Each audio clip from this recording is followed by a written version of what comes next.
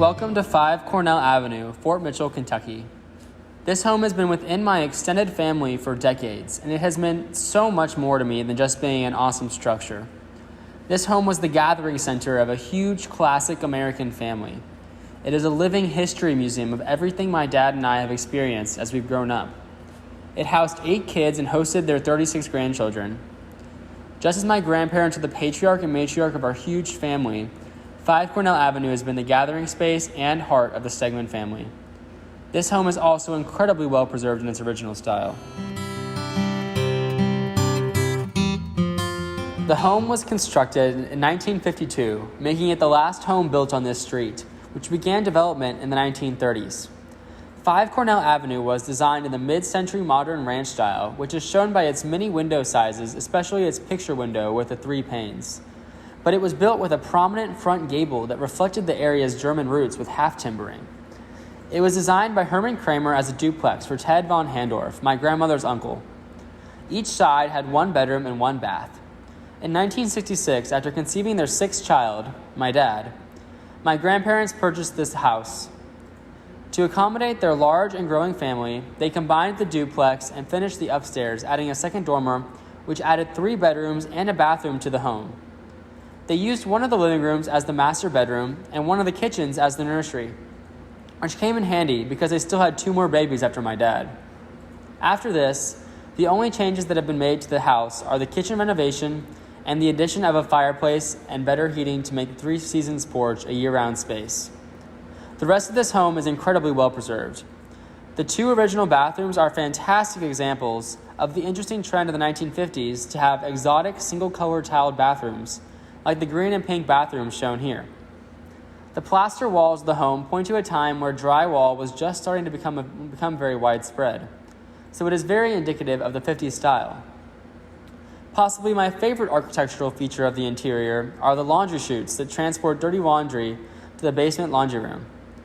These have all but disappeared from modern homes. Its preservation has faced a few threats throughout its lifetime, but these have been mainly natural-caused issues. In 1977, the original upstairs bedroom caught fire and the entire second story received extensive damage from the smoke. The bedroom needed to be completely gutted, but that was the extent of the really bad damage. The home sustained $25,000 in damage, which is worth over $100,000 in today's dollars.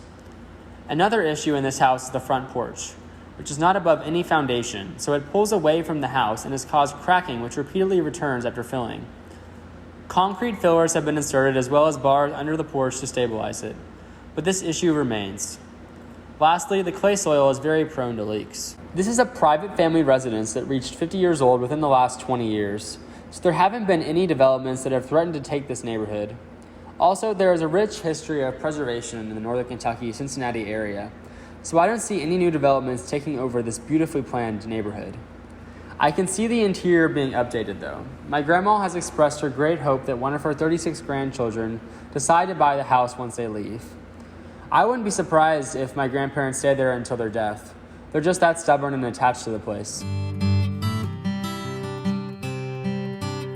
The preservation of this home reflects the preservation movement in America because of the importance of community and heritage. This home is an important part of a family community, but also represents the heritage and experience of many in the northern Kentucky area. This is a very Catholic, very German area, and the community of Fort Mitchell revolves around its church and school of Blessed Sacrament. My grandma said that they rarely had to drive anywhere from the home. It was a 5-minute walk to both school and church, as well as a local Remke's market. The heritage of this suburban community would be lost if this house and neighborhood were to be razed for new development. Not to mention the big, beautiful trees that were planted in the very beginning and now provide a huge canopy over the beautiful tree-lined streets. 5 Cornell Avenue holds a special place in my heart, and it is important that this home and its community be preserved to maintain the heritage of the area. This place matters. Weep no more, my lady. Oh, weep no more today. We sing one song for my old Kentucky home, for my old Kentucky home. Bye.